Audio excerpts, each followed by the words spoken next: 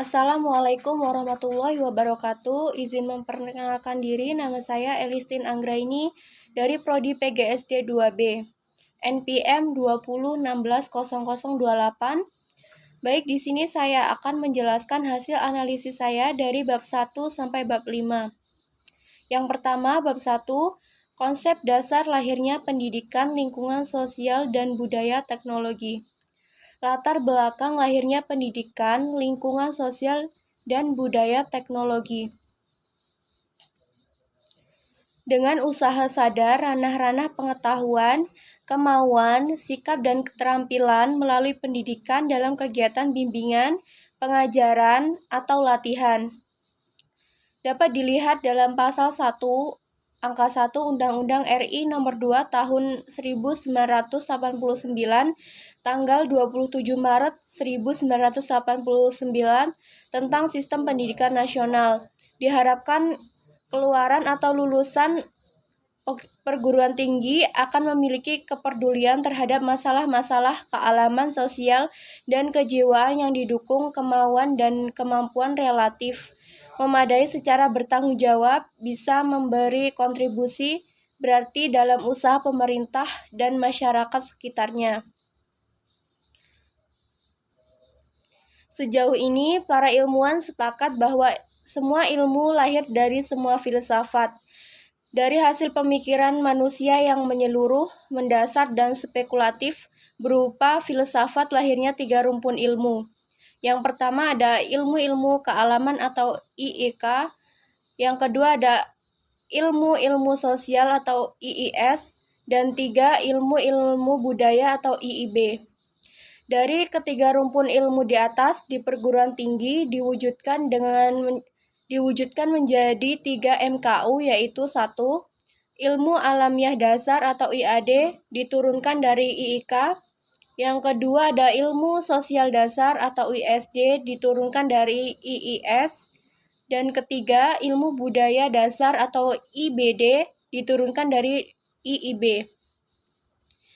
Tugas ketika MKDU tersebut adalah IAD bertugas menawarkan alternatif pemecahan masalah yang timbul dalam lingkup kealaman, misalnya banjir, pencemaran atau polusi, dan sebagainya, dengan menggunakan pendekatan interdisipliner, multidisipliner, terutama dalam lingkup rumpun IIK. ISD bertugas menawarkan alternatif pemecahan masalah yang timbul dalam lingkup sosial, misalnya kriminalitas, kemacetan lalu lintas, dan sebagainya, dengan menggunakan pendekatan interdisipliner atau multidisipliner, terutama dalam lingkup rumpun IIS. IBD bertugas menawarkan alternatif pemecahan masalah yang timbul dalam lingkup kebudayaan, kejiwaan, misalnya mentalitas, disiplin, dan sebagainya, dengan menggunakan pendekatan multidisipliner, terutama dalam lingkup rumpun IIB. Muncul dan pentingnya mata kuliah PLSBT secara garis besarnya menurut Rianto 2000.2/2026 didukung oleh 2 latar belakang, yaitu 1. Perkembangan ilmu pengetahuan yang dari waktu ke waktu semakin cepat, banyak, dan terspesialisasi. Yang kedua, perkembangan masyarakat yang dari waktu ke waktu semakin kompleks, ruwet, rumit, dan pelik. Perkembangan ilmu pengetahuan dari waktu ke waktu yang akselerasinya cenderung semakin cepat dan terspesialisasi tersebut tentu saja membawa dampak terhadap kehidupan manusia, sehingga kadang-kadang kita melihat percepatan perkembangan ilmu pengetahuan tersebut membuat masyarakat kita terjadi kultur shock menghadapi dilema penerapan ilmu pengetahuan. Pertama, kita harus menguasai teknologi untuk mempertahankan hidup. Kedua, wajib berusaha menstabilkan penduduk untuk menghindari terjadinya ledakan. Yang ketiga, kita wajib mengembangkan peranata sosial yang mengatur kehidupan yang produktif, stabil, dan damai dalam ekosistem yang seimbang serta lestari. Yang selanjutnya B, ruang lingkup pendidikan, lingkungan sosial, dan budaya teknologi.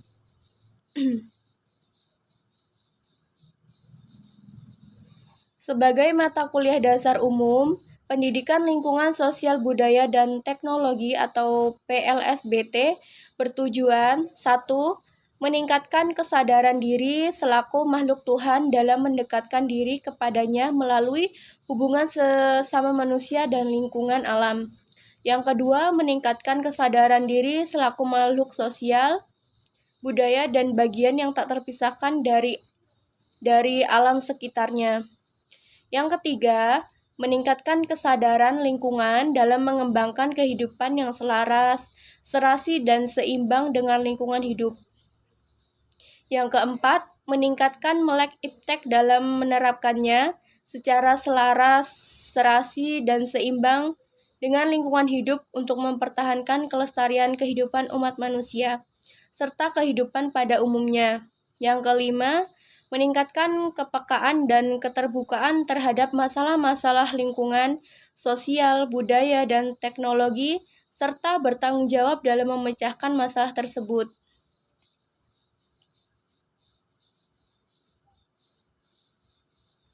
PLSBT adalah sebuah kajian atau sebuah studi tentang masalah-masalah lingkungan sosial, budaya, dan teknologi. Yang selanjutnya, poin C, tujuan pendidikan lingkungan sosial dan budaya teknologi. Tujuan dari PLSBT adalah sebagai berikut. Yang pertama, meningkatkan kesadaran diri selaku makhluk Tuhan dalam pendekatan diri kepadanya melalui hubungan sesama manusia dan lingkungan sekitar.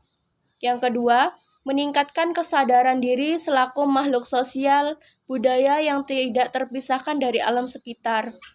Yang ketiga, meningkatkan kesadaran lingkungan dalam mengembangkan kehidupan yang selaras, serasi, dan seimbang dengan lingkungan hidup. Yang keempat, meningkatkan melek iptek dalam menerapkan secara selaras, serasi, dan seimbang dalam lingkungan hidup untuk mempertahankan kelestarian kehidupan umat manusia serta kehidupan pada umumnya. Yang kelima, meningkatkan kepekaan dan kehidupan terhadap masalah-masalah lingkungan, sosial, budaya, dan teknologi, serta bertanggung jawab dalam memecahkan masalah. Yang poin D, pendekatan dan metode pemecahan pendidikan, lingkungan sosial, dan budaya teknologi. Yang pertama, macam-macam pendekatan pemecahan masalah. Yang pertama ada pendekatan monodisipliner. Pemecahan masalah LSBT tidak memungkinkan menggunakan pendekatan monodisipliner karena masalahnya tidak hanya berkenaan dengan satu ilmu saja, tetapi dengan pendekatan interdisipliner atau multidisipliner karena masalahnya menyangkut banyak ilmu. Ciri pokok atau kata kunci dari pendekatan monodisipliner adalah mono atau satu, ilmu atau satunya itu. Yang kedua, pendekatan interdisipliner atau multidisipliner.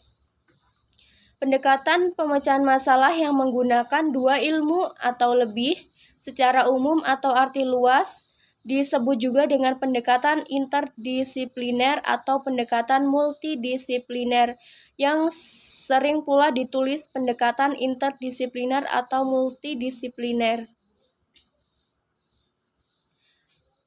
Apabila dirinci berdasarkan karakteristiknya, pendekatan interdisipliner ini dapat dibagi ke dalam 4 jenis pendekatan, yaitu pendekatan interdisipliner atau arti sempit, pendekatan multidisipliner atau arti sempit, pendekatan transdisipliner, dan pendekatan cross-disipliner. Yang pertama ada pendekatan interdisipliner. Pendekatan interdisipliner ialah pendekatan dalam pemecahan suatu masalah dengan menggunakan tinjauan berbagai sudut pandang ilmu serumpun yang relevan secara terpadu. Yang kedua ada pendekatan multidisipliner. ialah pendekatan dalam pemecahan suatu masalah dengan menggunakan tinjauan berbagai sudut pandang, banyak ilmu yang relevan. Yang ketiga ada pendekatan transdisipliner, ialah pendekatan dalam pemecahan suatu masalah dengan menggunakan tinjauan ilmu yang relatif dikuasai dan relevan dengan masalah yang akan dipecahkan tetapi berada di luar keahlian sebagai hasil pendidikan formal dari orang yang memecahkan masalah tersebut.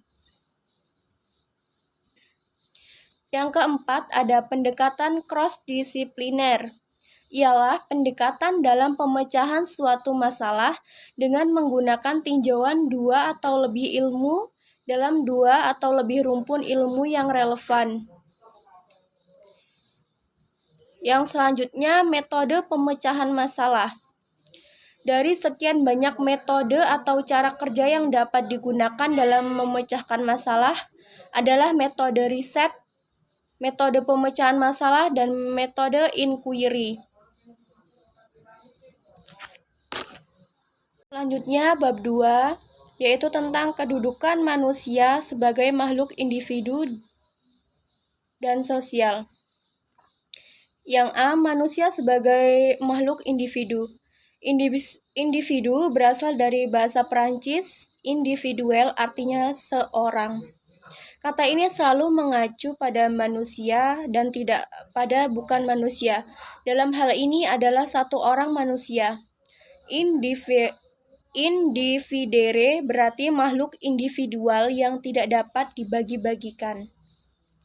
Unsur kepribadian selanjutnya adalah perasaan-perasaan selalu bersifat subjektif dan tidak pernah objektif. Oleh karena itu, sangatlah sulit untuk mencari referensi. Misalnya, perasaan bersalah yang ada pada seorang akan melahirkan kehendak untuk menebus atau minimal untuk memperkecil kesalahan itu. Sedangkan menurut Allison, individu berasal dari bahasa Latin individuum yang artinya terbagi. Kata individu merupakan sebutan yang dipakai untuk menyatakan satu kesatuan yang paling kecil dan terbatas. Manusia sebagai makhluk individu adalah manusia sebagai perseorangan yang memiliki sifat sendiri-sendiri. Manusia sebagai individu adalah bersifat nyata, berbeda dengan manusia lain dan pribadi yang memiliki ciri khas tertentu yang berupaya merealisasikan potensi dirinya. Poin B, manusia sebagai makhluk sosial. Manusia sebagai makhluk sosial adalah manusia yang senantiasa hidup dengan manusia lain atau masyarakat. Ia tidak dapat merealisasikan potensinya hanya dengan dirinya sendiri. Manusia membutuhkan manusia lain untuk hal tersebut, termasuk dalam mencukupi kebutuhannya. Kelompok masyarakat pertama adalah keluarga. Keluarga merupakan lingkungan manusia yang pertama dan utama. Kelompok berikutnya adalah pertemanan, pergaulan, kelompok pekerja, dan masyarakat secara luas. Para ahli filsafat dan analisis sosial telah melihat bahwa masyarakat adalah struktur yang terdiri dari keluarga, dan keanehan-keanehan suatu masyarakat tertentu dapat digambarkan dengan menjelaskan hubungan kekeluargaan yang berlangsung di dalamnya. Sedangkan masyarakat itu sendiri memiliki pengertian, yaitu suatu kelompok manusia yang saling berinteraksi, yang memiliki prasarana untuk kegiatan tersebut, dan adanya saling keterikatan untuk mencapai tujuan bersama.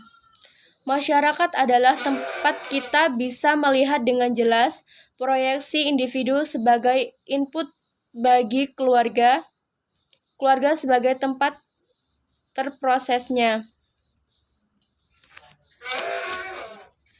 dan masyarakat tempat kita melihat hasil output dari proyeksi tersebut. Sedangkan menurut S. Freud, superego pribadi manusia sudah mulai dibentuk waktu ia berumur 5-6 tahun dan perkembangan superego tersebut berlangsung terus-menerus selama ia hidup. Yang poin selanjutnya, poin C, pengembangan potensi manusia. Dalam mengembangkan potensi yang ada pada manusia, bisa dilakukan dengan berbagai pendekatan, di antaranya pendekatan filosofis, pendekatan kronologis, pendekatan fungsional, dan pendekatan sosial. Namun yang saya tekankan di sini adalah pendekatan fungsional dan sosial. Yang pertama, pendekatan fungsional. Berdasarkan fungsinya yang hakiki, maka potensi manusia perlu dibina dan dibimbing agar dapat diarahkan sejalan dengan hakikat kejadiannya. Lebih lanjut, atas dasar fungsi hakikat ini, maka untuk mengaktualisasikan hakikat kemanusiaannya, pengembangan mesti ditunjukkan pada bagaimana upaya agar potensi tersebut dapat dimanfaatkan dalam kehidupan manusia sebagai makhluk yang manusiawi. Sedangkan fungsi individu diarahkan pada upaya bimbingan dan pembinaan bagi peningkatan kualitas sumber daya yang ada pada diri setiap individu manusia. Yang selanjutnya, pendekatan sosial. Berdasarkan pendekatan ini, manusia dilihat sebagai makhluk yang memiliki dorongan untuk hidup berkelompok dan bermasyarakat.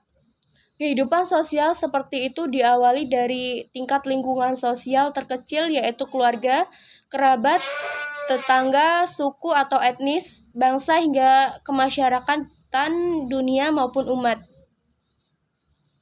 Sebagai makhluk sosial, manusia harus menempatkan diri dan berperan sesuai dengan statusnya dalam masyarakat dan lingkungan tempat ia berada. Bila dihubungkan dengan tipe disiplin sebagaimana yang dikembangkan dalam teori manajemen modern, yaitu 1. Self-imposed disiplin atau disiplin yang ditegakkan atas kesadaran sendiri, dan 2. Command discipliner atau disiplin komando, maka Islam tampaknya lebih menekankan tipe pertama, tapi dengan tidak mengabaikan tipe kedua dalam situasi dan kondisi tertentu. Selanjutnya, bab 3 tentang pendidikan sosial dan budaya di lingkungan sekolah dasar. Poin A, pengertian pendidikan sosial di sekolah dasar. Pendidikan adalah usaha sadar oleh orang dewasa terhadap perkembangan jasmani dan rohani untuk menumbuhkan dan membentuk personalitas yang utuh dalam melaksanakan tugas dan tanggung jawab di masyarakat. Sedangkan sosial sebagai berikut. 1. Dalam Kamus Sosiologi dan Kependudukan mendefinisikan sosial adalah hubungan seseorang individu dengan lainnya dari jenis yang sama atau pada jumlah individu untuk membentuk lebih banyak atau lebih sedikit kelompok-kelompok yang terorganisir, juga tentang kecenderungan dan impuls-impuls yang berhubungan dengan lainnya. Yang kedua, menurut R. Soegarda, Perbakawadja, dan Haji Ali Harahap, dalam ensiklopedia pendidikan mendefinisikan sosiologi adalah penyesuaian kepentingan atau sifat-sifat umum dari masyarakat dengan menyisihkan atau melebur kepentingan-kepentingan dengan hasil timbul atau keadaan yang stabil serta harmonis. Dari beberapa pendapat tersebut disimpulkan bahwa pendidikan sosial adalah usaha sadar oleh seseorang pendidik terhadap anak untuk mempengaruhi dan mengarahkan proses sosial.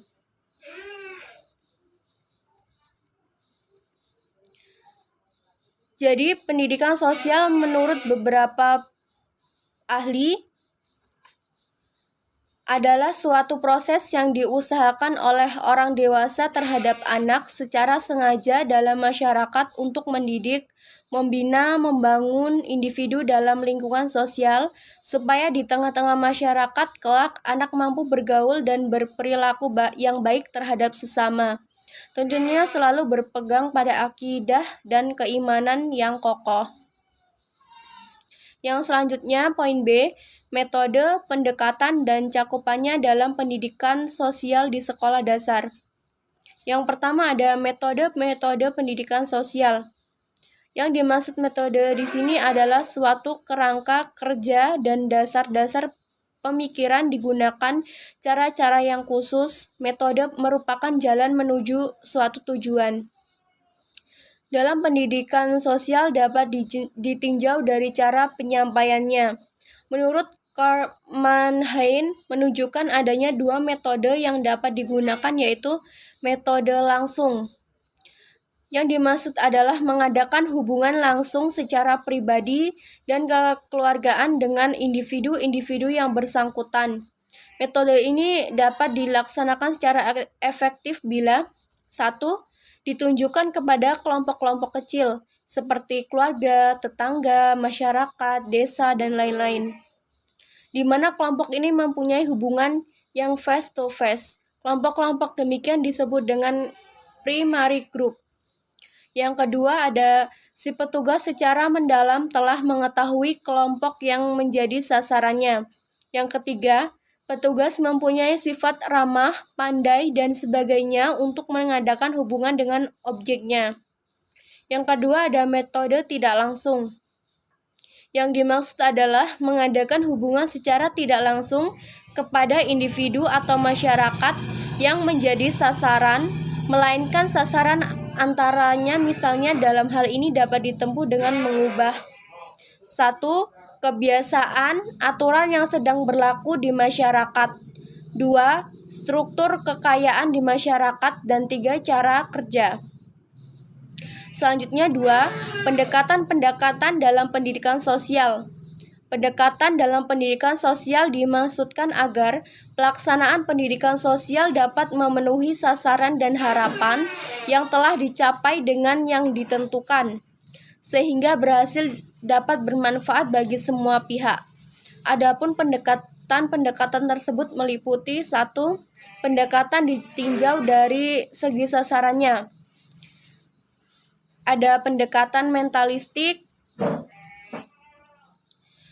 yaitu suatu usaha pendekatan terhadap anak didik dalam rangka mempengaruhi dan mengubah sikap dan tingkah lakunya dengan cara mempengaruhi dan mengubah sikap dan tingkah lakunya dengan secara langsung mental anak didik yang bersangkutan.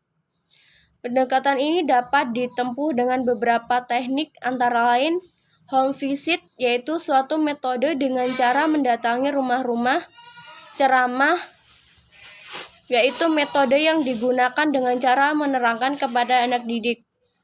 Ada wawancara dan penyuluhan. Yang kedua, ada pendekatan kondisional. Pendekatan kondisional yaitu usaha pendekatan dengan cara mengubah kondisi dan situasi di sekitar anak didik yang bersangkutan. Yang ketiga, ada pendekatan ditinjau dari segi pelaksanaannya. Pendekatan ini dapat ditempuh dengan 3 cara, yaitu 1. Cara pendekatan memaksa. Yang kedua, cara pendekatan menyesuaikan. Yang ketiga, cara pendekatan mendorong. Pendekatan menurut St. Fabriato dijelaskan dengan mencakup 3 macam aspek mental pribadi, yaitu pengetahuan. Yang dimaksud dengan pengetahuan di sini adalah pengetahuan dalam arti yang seluas-luasnya, yaitu segala macam informasi yang diperoleh oleh seseorang dari berbagai macam sumber dari dunia sekitar. Yang kedua, ada sikap atau attitude, adalah kesediaan mental dan kecenderungan seseorang untuk bertindak terhadap suatu objek. Yang ketiga, ada perbuatan atau keterampilan. Pengertian keterampilan atau skill dalam arti sempit adalah kemudahan, kecepatan, dan tingkah laku motorik. Yang disebut juga manusia skill dalam arti luas. Keterampilan meliputi aspek manual skill, intellectual skill, dan social skill. Yang ketiga, ada cakupan dalam pendidikan sosial di sekolah dasar. Yang pertama ada sikap toleransi. Yang selanjutnya ada solidaritas sosial. Dan selanjutnya saling menghargai, tolong menolong,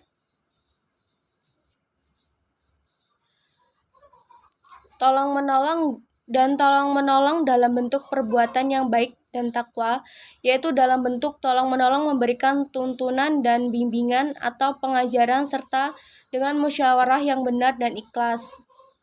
Poin selanjutnya C. Sikap sosial siswa di sekolah dasar. Kurikulum 2013 membagi kompetensi sikap menjadi dua, yaitu sikap spiritual yang terkait dengan pembentukan peserta didik yang beriman dan bertakwa, dan sikap sosial yang terkait dengan pembentukan peserta didik yang berakhlak mulia, mandiri, demokratis, dan bertanggung jawab. Sikap spiritual sebagai perwujudan dari penguatan interaksi vertikal dengan Tuhan Yang Maha Esa, sedangkan sikap sosial sebagai perwujudan eksistensi kesadaran dalam upaya mewujudkan harmoni kehidupan. Yang D. Masalah sosial di sekolah dasar. Menurut Undang-Undang Nomor 20 Tahun 2003, fungsi dan tujuan pendidikan yaitu 1. Pendidikan nasional berfungsi mengembangkan kemampuan dan membentuk watak serta peradaban bangsa yang bermartabat dalam rangka mencerdaskan kehidupan bangsa. Yang kedua, pendidikan nasional bertujuan untuk berkembangnya potensi peserta didik agar menjadi manusia yang beriman dan bertakwa kepada Tuhan Yang Maha Esa, berakhlak mulia, sehat, berilmu, cakap, kreatif, mandiri, dan menjadi warga negara yang demokratis serta bertanggung jawab. Dilansir dari buku Bimbingan dan Konseling di Sekolah, masalah yang dihadapi setiap manusia bukan hanya masalah yang bersifat pribadi, melainkan bersifat sosial. Beberapa masalah sosial seperti 1. Kesulitan dalam persahabatan. Yang kedua, kesulitan dalam mencari teman. Yang ketiga, merasa tersaing dalam aktivitas kelompok.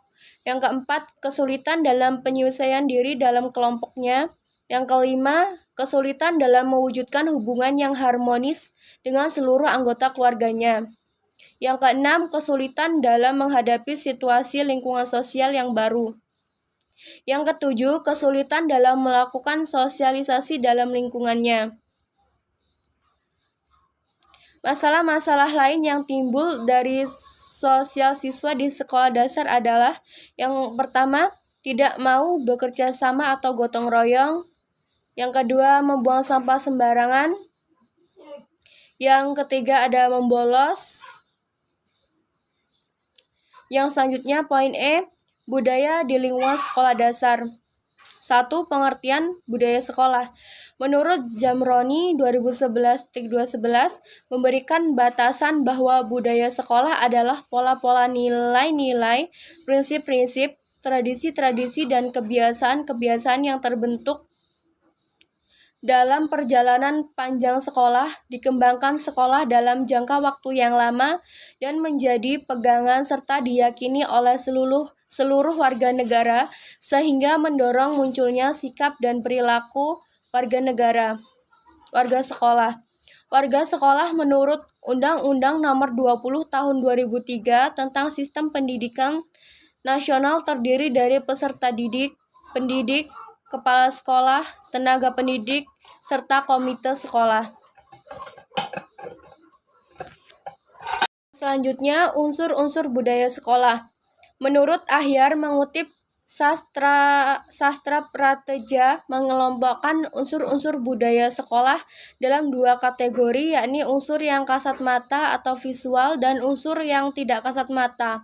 Unsur yang kasat mata atau visual terdiri dari visual verbal dan visual material. Visual verbal meliputi visi, misi, dan tujuan, serta sasaran, kurikulum, bahasa dan komunikasi, narasi sekolah, narasi tokoh-tokoh, struktur organisasi, ritual, upacara, prosedur belajar mengajar, peraturan sistem ganjaran dan hukuman, pelayanan psikologi sosial, pola interaksi sekolah dengan orang tua. Unsur visual material meliputi fasilitas dan peralatan, pakaian seragam, sedangkan unsur yang tidak kasat mata meliputi filsafat atau pandangan dasar sekolah. Semua unsur merupakan sesuatu yang dianggap penting dan harus diperjuangkan oleh sekolah. Oleh karena itu harus diletakkan dalam bentuk visi, misi, tujuan, tata tertib, dan sasaran yang lebih terperinci yang akan dicapai sekolah. Budaya sekolah merupakan aset yang bersifat unik dan tidak sama antara sekolah satu dengan yang lainnya.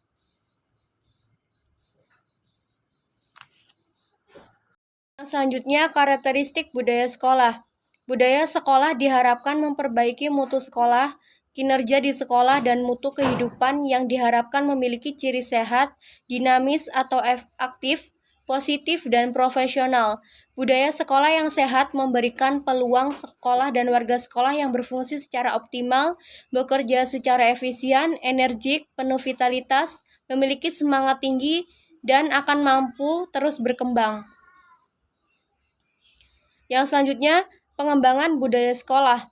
Model pengembangan budaya yang di sekolah meliputi pengembangan nilai, pengembangan tataran teknis, pengembangan tataran sosial, pengembangan budaya sekolah di kalangan siswa, dan evaluasi budaya sekolah. Pengembangan nilai-nilai di kalangan sistem meliputi keimanan dan ketakwaan, nilai kebersamaan, nilai saling menghargai, nilai tanggung jawab, keamanan, kebersihan, ketertiban, dan keindahan, dan hubungan antara siswa dengan seluruh warga sekolah. Cara melembagakan budaya sekolah di kalangan siswa pada SD adalah dalam bentuk institusional budaya sekolah, yaitu melalui pendidikan agama, melalui poster, gambar, virtual atau kaligrafi, melalui kegiatan keagamaan seperti sholat berjamaah dan lain sebagainya. Yang selanjutnya, tujuan dan manfaat pengembangan budaya. Sekolah dasar, tantangan besar yang dihadapi sekolah agar menjadi sekolah yang efektif adalah meningkatkan mutu penampilan dan mutu pelayanan. Umaydi dalam Sumarsana 1999 mengatakan bahwa citra sekolah efektif masa depan ditandai 4 karakteristik dasar, yaitu kemandirian, mutu yang tinggi, ciri khas, dan tanggung jawab sosial. Oleh karena itu, kebutuhan untuk mengembangkan budaya mutu dalam sekolah memegang peranan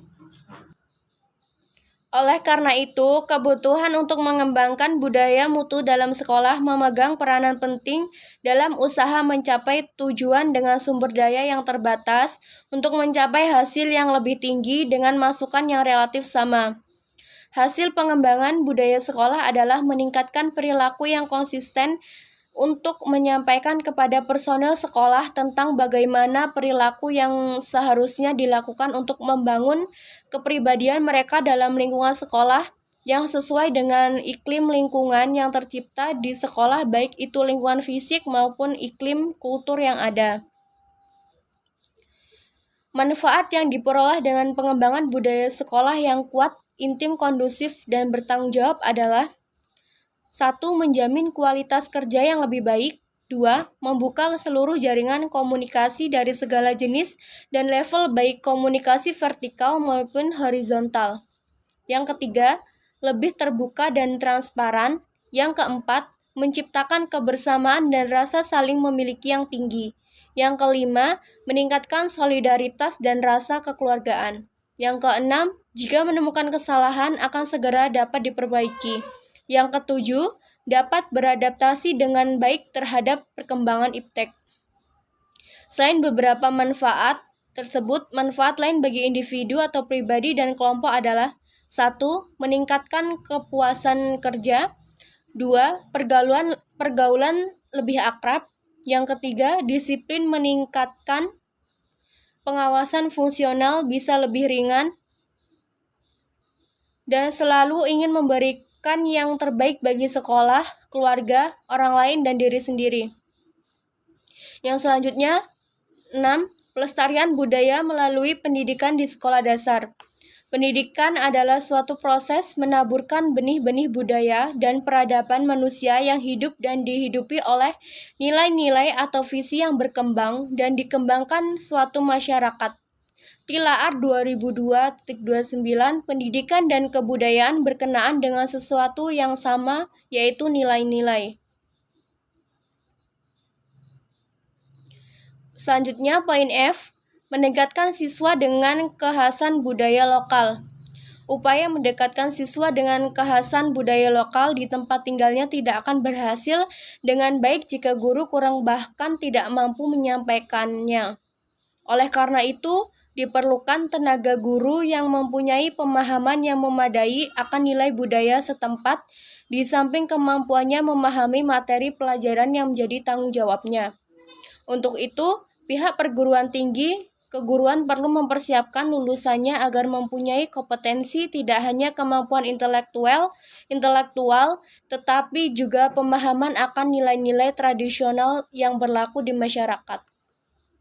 Selain itu, pemerintah daerah selaku pengelola pendidikan di daerahnya mempunyai kewajiban untuk memberikan pembekalan terhadap guru yang bertugas dan akan bertugas tentang nilai budaya lokal setempat, dan itu perlu dilakukan secara berkelanjutan agar kemampuan guru mengintegrasikan nilai budaya lokal dapat terus terasah hingga pada akhirnya mampu mentransformasikan nilai-nilai tradisional yang luhur kepada anak didiknya. Budaya di lingkungan unit pendidikan adalah sumber belajar dan objek studi yang harus dijadikan bagian dari kegiatan belajar siswa. Kurikulum berperan sebagai media dalam mengembangkan kebudayaan daerah dan kebudayaan nasional. Siswa perlu diajak melihat nilai budaya lain agar mereka mengerti secara mendalam dan akhirnya dapat menghargainya. Yang selanjutnya, bab 4, yaitu nilai dan moral dalam lingkungan sekolah dasar. Poin A, kedudukan nilai dalam sekolah dasar. Yang pertama, konsep dan hakikat nilai. Menurut Robert M.Z. Lawang, nilai adalah gambaran mengenai apa yang diinginkan, yang pantas, yang berharga, yang mempengaruhi perilaku sosial dari orang yang memiliki nilai itu, perilaku sosial dan orang yang memiliki nilai itu. Sedangkan menurut Pepper, sebagaimana dikutip oleh Munandar, menyatakan bahwa batasan nilai dapat mengacu pada berbagai hal seperti minat, kesukaan, pilihan, tugas, kewajiban, agama. Menurut Prof. Dr. Notonegoro, membagi nilai menjadi 3, yaitu nilai material, yaitu segala sesuatu yang berguna bagi unsur manusia. Yang kedua, nilai vital, yaitu segala sesuatu yang berguna bagi manusia untuk mengadakan kegiatan dan aktivitas. Yang ketiga, nilai kerohanian, yaitu segala sesuatu yang berguna bagi rohani manusia. Nilai kerohanian ini dapat dibedakan atas 4 macam, yakni 1. Nilai kebenaran yang bersumber pada unsur akal. Yang kedua, nilai keindahan yang bersumber pada unsur rasa indah. Yang ketiga, nilai kebaikan atau nilai moral yang bersumber pada unsur kodrat manusia. Yang keempat, nilai religius yang merupakan nilai ketuhanan, kerohanian yang tertinggi dan mutlak. Yang selanjutnya, hierarki kualitas nilai. Nilai tidak mudah dipahami jika lepas dari konteksnya. Oleh karena itu, pemahaman tentang nilai bersifat simultan saja, tetapi harus dipahami secara holistik dan kontinu, sehingga problem yang akan dibatasi atau dikaji memaparkan persoalan nilai dalam berbagai jenisnya. Sebagaimana yang dijelaskan oleh Fradisi, memberikan yang melakukan pemilihan terhadap kualitas sesuatu, yaitu 1. Kualitas primer, yang kedua kualitas sekunder, dan kualitas tersier. Yang selanjutnya, norma sosial. Menurut Robert M.Z. Lawang, norma diartikan patokan perilaku dalam suatu kelompok tertentu. Norma memungkinkan seseorang untuk menentukan terlebih dahulu bagaimana tindakannya itu akan dinilai oleh orang lain, dan norma itu merupakan kriteria bagi orang lain untuk mendukung atau menolak perilaku seseorang. Seperti yang dijelaskan oleh Soetandoyo Widyosoebroto tahun 1989, bahwa satu di antara usaha-usaha untuk memperbedakan norma-norma sosial atas dasar jenis sanksi yang mendasari kekuatan berlakunya. Walaupun para sosiolog mengakui adanya batas yang kurang jelas dari pengklasifikasian norma-norma sosial ini, akhirnya digolongkan menjadi antara lain apa yang disebut Folkways, Mores, dan hukum. Selanjutnya, peran hukum dalam masyarakat. Pengertian hukum. Prof. Dr. Mukhtar Kusuma Atmaja dan Dr. B. Arif Sidharta SH menyatakan bahwa hukum adalah perangkat kaidah-kaidah dan asas-asas yang mengatur kehidupan manusia dalam masyarakat. Pengertian hukum dapat pula dikaji dari berbagai pendapat sebagaimana yang dikemukakan Sorjono Suekanto sebagai berikut. 1. Hukum sebagai ilmu. Yang kedua, hukum sebagai disiplin. Yang ketiga, hukum sebagai kaidah. Yang keempat, hukum sebagai tata hukum. Yang kelima, hukum sebagai petugas. Dan keenam, hukum sebagai jalinan nilai-nilai. Hukum ialah peraturan-peraturan yang bersifat memaksa yang menentukan tingkah laku manusia dalam lingkungan masyarakat yang dibuat oleh badan-badan resmi yang berwajib. Pelanggaran-pelanggaran yang dikenakan tindakan-tindakan hukum tertentu. Berdasarkan definisi tersebut dapat disimpulkan bahwa unsur-unsur dalam hukum meliputi peraturan dibuat oleh yang berwenang, tujuannya mengatur tata tertib, dan selanjutnya tertib kehidupan masyarakat, mempunyai ciri pemerintah dan melarang, dan bersifat memaksa dan harus ditaati. Yang selanjutnya, fungsi dan tujuan hukum.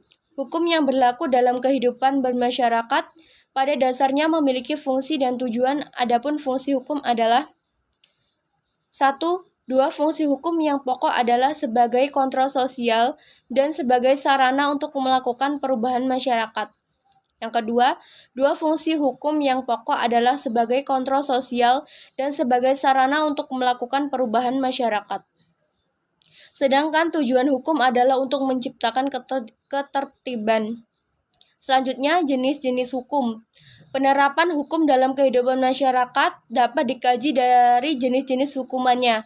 Secara garis besarnya, jenis hukum dapat dibedakan berdasarkan waktu, bentuk, luas berlakunya, dan isi, serta fungsi, sifat, sumber. Yang poin C, peran moral di lingkungan siswa sekolah dasar. Pengertian moral. Moral berasal dari bahasa Latin yakni mores, kata jamak dan mos yang berarti adat kebiasaan. Sedangkan dalam bahasa Indonesia, moral diartikan dengan susila. Istilah moral senantiasa mengaku kepada baik buruknya perbuatan manusia. Norma moral dijadikan sebagai tolak ukur untuk menetapkan betul salahnya sikap dan tindakan manusia, baik buruknya sebagai manusia. Moral memiliki makna ganda. Makna yang pertama adalah seluruh kaidah dan makna yang kedua adalah nilai yang berkenaan dengan ihwal baik atau perbuatan baik manusia. Yang selanjutnya, dinamika penerapan nilai moral. Aspek penting yang terkait dengan nilai adalah adanya objektivisme dan subjektivisme. Yang melekat dalam nilai objektivisme merupakan suatu paham yang beranggapan bahwa keberadaan nilai mendahului penilaian. Oleh karenanya, validitas nilai tidak tergantung pada subjek yang menilai. Dengan pengertian ilmiah, maka spesifikasi nilai menurut objektivisme 1. Nilai bersifat tetap, mutlak, dan tak terubahkan. Yang kedua, nilai bukanlah penilaian, melainkan punya sendiri secara objektif. Subjektivisme merupakan suatu paham yang beranggapan bahwa keberadaan nilai tergantung pada kesadaran yang menilai, oleh karenanya nilai sama dengan penilaian. Nilai menurut subjektivisme yaitu 1. Nilai bersifat relatif. Yang kedua, bersifat relatif dikarenakan nilai adalah penilaian. Penilaian itu dilakukan oleh setiap orang dan setiap orang memiliki penilaian yang berbeda. Yang selanjutnya, perbedaan antara kesopanan dan moral. Kedua kaidah tersebut memiliki kesamaan, yaitu sama-sama diarahkan pada perbuatan manusia, bersifat intersubjektif dan berkenaan tentang hubungan sesama manusia. Perbedaannya adalah kaidah moral adalah kaidah yang pada akhirnya mengarah pada jenis kehidupan yang akan dijalani oleh manusia. Tidak hanya itu, kaidah moral juga memberikan struktur dalam masyarakat bagaimana manusia berbuat baik atau buruk dan setiap orang akan mengenal kaidah dasar tersebut, yaitu kaidah moral. Dan kaidah moral adalah kaidah yang terpenting dari kaidah-kaidah yang lain. Yang selanjutnya, peran nilai dalam pembentukan karakter siswa di sekolah dasar. Pengertian karakter. Karakter adalah distinctive trait. Dalam Kamus Besar Bahasa Indonesia, belum memasukkan kata karakter yang ada adalah kata watak, yang diartikan sebagai sifat batas manusia mempengaruhi segenap pikiran dan tingkah laku, budi pekerti, tabiat. Dalam risalah ini dipakai pengertian yang pertama, dalam arti bahwa karakter itu berkaitan dengan kekuatan moral, berkonotasi positif dan bukan netral. Yang selanjutnya, prinsip untuk membangun pendidikan karakter. Pendidikan karakter harus dikembangkan secara holistik sehingga hasilnya akan lebih optimal. Oleh karena itu, pendidikan karakter harus dirancang secara optimal, sistematik, dan holistik agar hasilnya lebih optimal. Yang selanjutnya, penyebab krisis karakter di Indonesia. Mengurangi persoalan krisis karakter bukanlah pekerjaan yang mudah, karena penyebab krisis Indonesia sudah bersifat struktural dalam dinamika kehidupan masyarakat. Ada beberapa penyebab yang menjadi pemicu krisis karakter yang terus berkelanjutan hingga kini sebagaimana dipaparkan oleh Gede Raka tahun 2007, 24-6 antara lain. 1. Terlena oleh sumber daya alam yang melimpah. Yang kedua, pembangunan ekonomi yang terlalu bertumpu pada model fisik. Yang ketiga, surutnya idealisme, berkembangnya fanatisme atau overdosis. Yang selanjutnya, kurang berhasil belajar dalam pengalaman bangsa sendiri. Yang selanjutnya, peran keluarga dalam pendidikan karakter siswa sekolah dasar.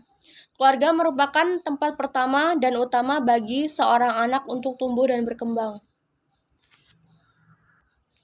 Fungsi dari keluarga antara lain: 1. Pengaturan seksual, 2. Reproduksi, 3. Sosialisasi, 4. Pemeliharaan, yang kelima, penempatan anak di dalam masyarakat, yang kelima, pemuasan kebutuhan perseorangan, dan keenam, kontrol sosial. Yang kelima, peran sekolah dalam pendidikan karakter siswa di sekolah dasar. Sekolah mempunyai peran yang sangat strategis dalam membentuk manusia yang berkarakter. Di sekolah, guru dan dosen adalah figur yang diharapkan mampu mendidik anak yang berkarakter, berbudaya, dan bermoral. Guru merupakan teladan bagi siswa dan memiliki peran yang sangat besar dalam pembentukan karakter siswa. Peran pendidik sebagai pembentuk generasi muda yang berkarakter sesuai Undang-Undang Guru dan Dosen. Undang-Undang Nomor 14 Tahun 2005, guru didefinisikan sebagai pendidik profesional dengan tugas utama mendidik, mengajar, membimbing, mengarahkan, melatih, menilai, dan mengevaluasi peserta didik pada pendidikan anak dari usia dini, jalur pendidikan formal, pendidikan dasar, dan pendidikan menengah. Dalam menghadapi tantangan global, guru atau pendidik menjadi agen transformasi. Menurut Gede Raka, prestasi guru atau dosen dilihat dari keberhasilannya dalam membantu para peserta didik mentransformasikan diri ke tingkat kualitas pribadi yang lebih tinggi atau lebih baik. Yang selanjutnya, bab 5, yaitu tentang interaksi sosial, kelompok sosial, masyarakat, dan komunitas. Yang poin A, interaksi sosial. Pengertian interaksi sosial. Kata interaksi berasal dari kata inter dan action. Interaksi sosial adalah hubungan timbal balik saling mempengaruhi antara individu, kelompok sosial, dan masyarakat. Interaksi adalah proses di mana orang-orang berkomunikasi, saling mempengaruhi dalam pikiran dan tindakan. Interaksi sosial terdiri dengan didasari oleh faktor-faktor imitasi, sugesti, identifikasi, dan simpati. Selanjutnya, bentuk-bentuk interaksi sosial. Bentuk-bentuk interaksi sosial dapat berupa kerjasama, persaingan, dan pertentangan atau pertikaian. Gilin dan Gilin pernah mengadakan pertolongan yang lebih luas. Menurut mereka ada dua macam proses sosial yang timbul sebagai akibat adanya interaksi sosial, yaitu satu, proses asosiatif terbagi dalam tiga bentuk khusus, yaitu akomodasi, asimilasi, dan akulturasi. Yang kedua, proses disosiatif mencakup persaingan yang meliputi kontravention dan pertentangan pertikaian. Adapun interaksi yang pokok proses-proses adalah satu, bentuk interaksi asosiatif, yang isinya ada kerjasama. Ada tiga bentuk kerjasama, yaitu bargaining, pelaksanaan perjanjian mengenai pertukaran barang dan jasa antara dua organisasi atau lebih. Selanjutnya, cooperation, proses penerimaan unsur-unsur baru dalam kepemimpinan atau pelaksanaan politik dalam suatu organisasi sebagai salah satu cara untuk menghindari terjadinya kegoncangan dalam stabilitas organisasi yang bersangkutan. Yang selanjutnya ada coalition, kombinasi antara dua organisasi lebih yang mempunyai tujuan yang sama. Selanjutnya ada akomodasi. Adapun bentuk-bentuk dari akomodasi diantaranya ada coercion, kompromis, arbitration, mediation, conciliation, toleration, stalemate, dan adjudication. Selanjutnya ada bentuk-bentuk interaksi disosiati. 1. Persaingan. 2. Kontravensi. Yang ketiga ada pertentangan. Selanjutnya sosialisasi.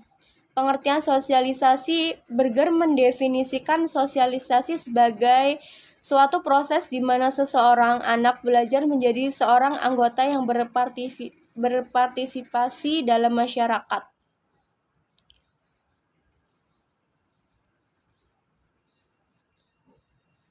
Selanjutnya, bentuk-bentuk sosialisasi. Sosialisasi merupakan suatu proses yang berlangsung sepanjang hidup manusia. Dalam kaitan ini, para pakar berbicara mengenai bentuk-bentuk proses sosialisasi seperti sosialisasi setelah masa kanak-kanak, pendidikan sepanjang hidup atau pendidikan berkesinambungan. Lake al mengemukakan bahwa sekolah sosialisasi dini yang dinamakan sosialisasi primer, kita jumpai sosialisasi sekunder. Salah satu bentuk sosialisasi sekunder yang sering dijumpai dalam masyarakat ialah apa yang dinamakan proses resosialisasi yang didahului dengan proses desosialisasi. Selanjutnya, 3. Pola sosialisasi. Pada dasarnya kita mengenal ada dua pola sosialisasi, yaitu pola yang resepsi atau dengan kekerasan hukuman dan pola partisipatori. Belakangan ini kita dikejutkan oleh beberapa kasus hukuman fisik yang dilakukan orang tua terhadap anak mereka, yang dilakukan orang tua terhadap anak mereka dinilai tidak menaati perintah sehingga mengakibatkan kematian anak tersebut. Pola kedua yang disebutkan Jaeger ialah sosialisasi dengan cara partisipasi. Sosialisasi dengan cara partisipasi menurut Jaeger merupakan pola yang di dalamnya anak diberi imbalan manakala berperilaku baik, hukuman dan imbalan bersifat simbiosis.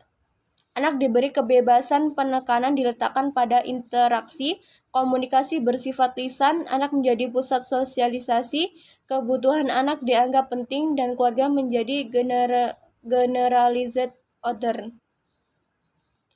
Selanjutnya poin C, masyarakat dan komunitas. Yang pertama ada masyarakat atau society. Penggunaan kata masyarakat seringkali tercampur adukan dalam kehidupan sehari-hari. Di satu waktu kita menggunakan kata masyarakat sesuai dengan makna kata masyarakat itu sendiri. Tetapi terkadang kita menggunakan kata masyarakat untuk makna yang bukan sebenarnya. Seperti kata rakyat, kita gunakan juga istilahnya masyarakat untuk menggantikannya. Atau juga sebaliknya, kita menggunakan kata rakyat untuk menggantikan kata masyarakat. Istilah masyarakat dalam bahasa Inggrisnya society, sedangkan istilah komunitas dalam bahasa Inggrisnya community. Dalam konteks keseharian, seringkali terjadi kesalahan pemahaman antara society dan community. Terdapat perbedaan mendasar antara kedua konsep tersebut. Beberapa definisi mengenai masyarakat bisa saya jelaskan berikut. Menurut Krenz seperti yang dikutip Nursid, unsur masyarakat adalah kumpulan orang sudah terbentuk dengan lama, sudah memiliki sistem sosial dan struktur sosial tersendiri, memiliki kepercayaan, sikap, dan perilaku yang dimiliki bersama. Krenz, Crutchfield, dan Baleche tahun 1975, unsur masyarakat berdasarkan definisi ini adalah 1. Kolektivitas interaksi manusia yang terorganisasi. 2. Kegiatan terarah pada sejumlah tujuan yang sama. 3. Memiliki kecenderungan untuk memiliki keyakinan, sikap, dan bentuk tindakan yang sama. Selanjutnya, Feitzel et al. Tahun 1980, unsur masyarakat menurut definisi ini adalah 1. Kelompok manusia. 2. Adanya keterpaduan atau kesatuan diri berlandaskan kepentingan utama. Yang ketiga, adanya pertahanan dan kekekalan diri. Yang keempat, adanya kesinambungan. Yang kelima, adanya hubungan yang pelik di antara anggotanya. Menurut Horton dan Hahn, unsur masyarakat menurut konsep Horton dan Hahn adalah 1. Kelompok manusia. 2. Yang sedikit banyak memiliki kebebasan dan bersifat kekal. Yang ketiga, menempati suatu kawasan. Yang keempat, memiliki kebudayaan. Yang kelima, kelompok manusia yang sedikit banyak memiliki kebebasan yang bersifat kekal, menempati suatu kawasan, memiliki kebudayaan. Selanjutnya, masyarakat setempat atau community. Dalam pengertian ini, community atau masyarakat setempat atau komunitas merupakan bagian kelompok dari masyarakat atau society dalam lingkup yang lebih kecil serta ikatan kebersamaan yang kuat. Mereka lebih terikat oleh tempat. Menurut Prof. Dr. Soerjono Sukanto, istilah community dapat diterjemahkan sebagai masyarakat setempat. Istilah mana menunjukkan pada warga sebuah desa, sebuah kota, suku, atau bangsa. Setiap community sentimen memiliki unsur seperasaan, sepenanggungan, dan saling memerlukan. Selanjutnya, masyarakat desa dan masyarakat kota. Orang di desa mempunyai hubungan yang lebih erat dan mendalam antara sesama warganya. Sistem kehidupan biasanya berkelompok atas dasar kekeluargaan. Penduduk masyarakat desa pada umumnya hidup dari pertanian atau nelayan. Meskipun pekerjaan yang lain pun ada seperti tukang kayu atau tukang batu. Sering ditemukan bukti ketika musim bertani datang, mereka yang bekerja di luar pertanian kembali bertani. Sebuah kota seringkali ditandai dengan kehidupan yang ramai, wilayahnya yang luas, banyak penduduknya, hubungan yang tidak erat satu sama lain, dan mata pencaharian penduduknya bermacam-macam. Menurut Soerjono Sukanto, masyarakat kota dan desa memiliki perhatian yang berbeda, khususnya perhatian terhadap keperluan hidup. Ferdinand Tönnies mengemukakan pembagian masyarakat dengan sebutan masyarakat Gemeinschaft dan Gesellschaft. Masyarakat Gemeinschaft atau disebut juga paguyuban adalah kelompok masyarakat di mana anggotanya sangat terikat dengan emosional dengan yang anggotanya sangat terikat secara emosional dengan yang lainnya. Sedangkan masyarakat Gesellschaft atau patembayan, ikatan-ikatan di antara anggotanya kurang kuat dan bersifat rasional. Paguyuban cenderung sebagai refleksi masyarakat desa, sedangkan patembayan refleksi masyarakat kota. Baik, itu saja yang dapat saya sampaikan, kurang lebihnya saya mohon maaf. Sekian dari saya akhiri. Wassalamualaikum warahmatullahi wabarakatuh.